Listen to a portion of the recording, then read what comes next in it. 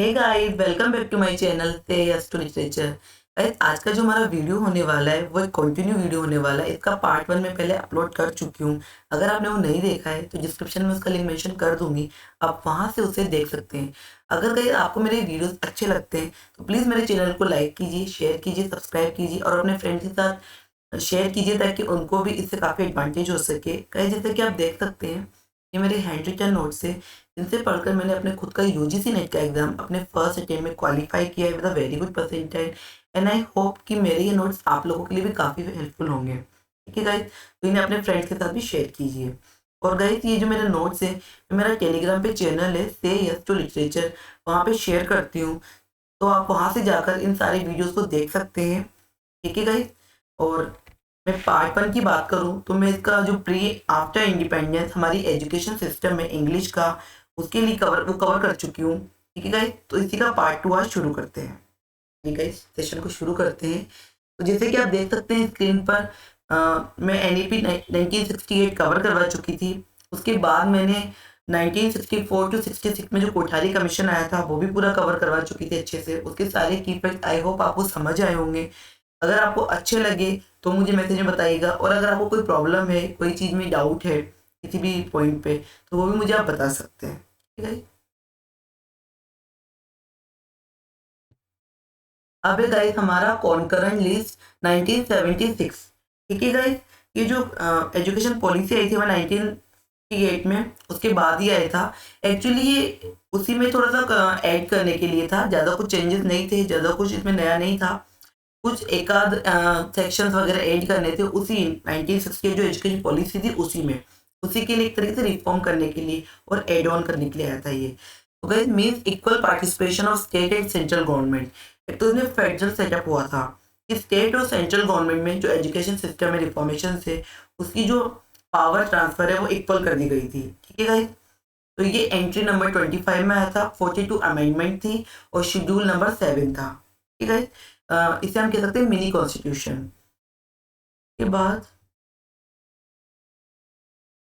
इससे पहले जैसे कि मैंने मेंशन किया हुआ है कि स्टैंडर्ड जितने भी थे maintains only by central government before 1976।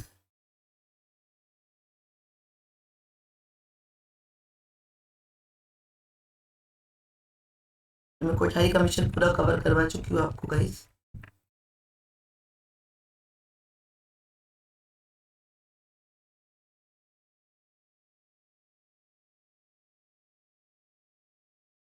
इसके बाद गाइस आता है हमारे नेशनल एजुकेशन पॉलिसी 1986। ये भी हमारे पेपर पॉइंट ऑफ व्यू से बहुत इंपॉर्टेंट है, तो चलिए देखते हैं इसके एक एक की पॉइंट कवर करने के लिए। It is also called Radha Krishnan commission 1948-49 university education commission. मतलब जो 1986 की जो पॉलिसी थी उसने सारे जो हमने की फैक्ट से सारी प्रीवियस जितनी भी कमीशन से उनसे लिए थे। तो गाइस, इसमें एक पहली बार तो योगा को ऐड किया गया। ठीक है, फिजिकल एजुकेशन को सपोर्ट किया गया है कि एजुकेशन में फिजिकल एजुकेशन को भी ऐड करना चाहिए, योगा सब्जेक्ट को भी ऐड करना चाहिए। It is D linking degree from job. मतलब क्या होता है, जैसे मान लीजिए हमें ग्रेजुएशन कर रहे हैं तो first year, second year, third year, 3 year हमें कंटिन्यू करनी पड़ती है। ठीक है, मान लीजिए कोई स्टूडेंट उसने फर्स्ट ईयर करके छोड़ दिया तो उसका वो ईयर काउंट नहीं होता है, क्योंकि ग्रेजुएशन में ही हमें डिग्री मिलती है। तो इन्होंने कहा कि हर ईयर को अलग अलग डिग्री से न जोड़कर एक एक ईयर में एक कोई डिप्लोमा या किसी चीज़ से लिंक कर दीजिए ताकि स्टूडेंट का वो ईयर खराब ना हो। ठीक है, तो D linking degree from job. और इसे जॉब में अगर कल उसने फर्स्ट ईयर किया हुआ है तो उस बेसिस पे भी उसे जॉब के लिए अपॉइंट किया जा सके, other than taking a degree. उसे 3 साल डिग्री अगर उसने नहीं ली हो तो वो जॉब के लिए अप्लाई नहीं कर सकता, और 3 साल के बाद ही उसे डिग्री मिले और उसके बाद वो जॉब के लिए अप्लाई कर सके, वो सिस्टम नहीं होना चाहिए। ठीक है, 10+2+3 यहाँ भी फॉलो हुआ। अब इसमें 10 को भी गाइस सब डिवाइड कर दिया 5 3+2 में। ठीक है, 5 ईयर तक प्राइमरी, देन 3 अपर जो कि हम मिडिल ईयर बोलते हैं, 5 to 8। उसके बाद 10 हायर एजुकेशन। ठीक है, 9 10 की।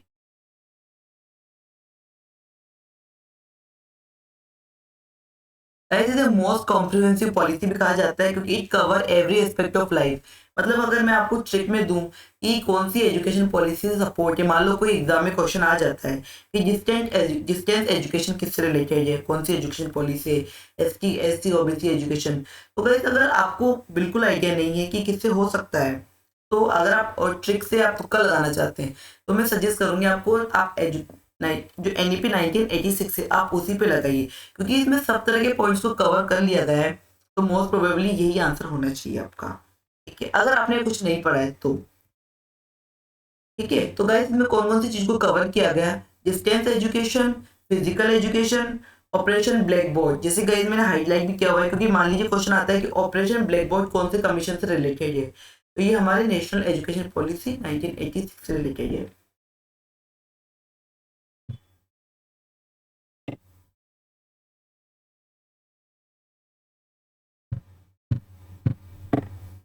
उसके बाद मेंटली एंड फिजिकली चैलेंज जो स्टूडेंट्स होते हैं उनको भी अलग से स्कूल्स होने चाहिए, उनको अलग से एजुकेशन मिलनी चाहिए। नॉन फॉर्मल एजुकेशन को सपोर्ट करती है, ये ओपन यूनिवर्सिटीज को सपोर्ट करती है। मैं ओपन यूनिवर्सिटीज का भी हाईलाइट करती हूँ। Then rural universities, early childhood care उसको भी सपोर्ट करती है, ST SC OBC एजुकेशन को, वुमेन एम्पावरमेंट को, वोकेशनल एजुकेशन को, नो डिस्क्रिमिनेशन को। गाइस इस तरह के बहुत सारे पॉइंट्स हैं, मैंने इंपॉर्टेंट की पॉइंट्स को कवर किया है। देन गाइस इसमें इस तरह 24 चैप्टर्स है। ठीक है, तो मैंने 12 तो कर दिए, 12 बाकी, इसीलिए मैं बोल रही हूँ इसमें मोस्ट कॉम्प्रिहेंसिव है, सारे जो की पॉइंट्स थे उनको कवर किया हुआ है। Guys preparing India for 21st century. ठीक है, क्योंकि 1986 में आई थी, तो उसके बाद 21st सेंचुरी शुरू होने वाली, तो इंडिया को प्रिपेयर करने के लिए 21st सेंचुरी के लिए ये मोस्ट इंपॉर्टेंट है। साइंटिफिक वे में इसमें इम्पोर्टेंस, एजुकेशन को इम्पोर्टेंस दी गई, साइंटिफिक वे में इसको डेवलप किया गया एजुकेशन पॉलिसीज को।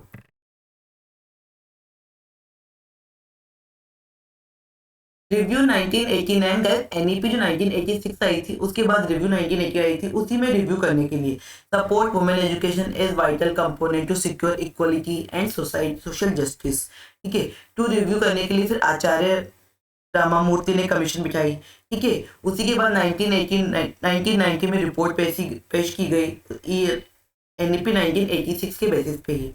Towards an enlightened and human society then recommend की गई एडिक्वेट फंड्स नीडेड।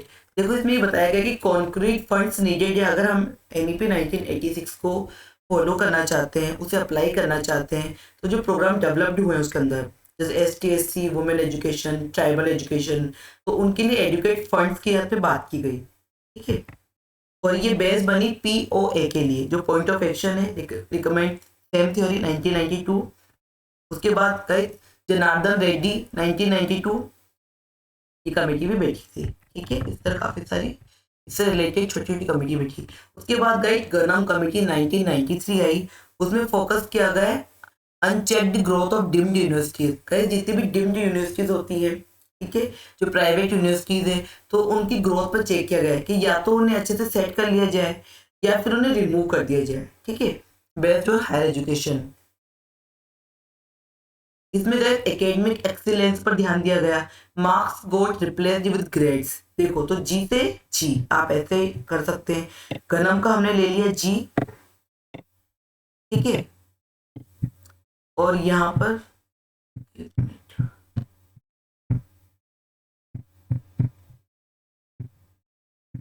ठीक है गाइस, और यहाँ पे हम ग्रेडिंग सिस्टम कर दिया गनम से, तो गनम का जी और यहाँ पे ग्रेडिंग सिस्टम दे दिया। इन 1998 बाय अटल बिहारी वाजपेयी फिर विद्या वाहिनी नेटवर्क लिंक ओपन किया गया, अप्लाई किया गया। ठीक है, तो उसमें क्या हो गया, यूनिवर्सिटी UGC CSR जितने भी ये जो नेशनल बॉडीज है, हायर बॉडीज है, उनको लिंक किया गया विद्या वाहिनी के द्वारा। इस सेम पित्रोदा कमेटी आई, वो फॉरेन यूनिवर्सिटीज को इसमें अलाउ किया गया कि अगर कोई फॉरेन यूनिवर्सिटी इंडिया में सिचुएट होना चाहती है, डेवलप होना चाहती है, तो वो इसमें उसके लिए एफिलिएशन एप्लीकेशन अलाउ किए गए। Then reduce burden of affiliating universities. अब जैसे गाइस यूनिवर्सिटीज बढ़ती जा रही थी, यूनिवर्सिटी से बर्डन बढ़ता जा रहा था, तो देखो 1500 न्यू यूनिवर्सिटीज को खोलने का इसमें प्रपोजल आया।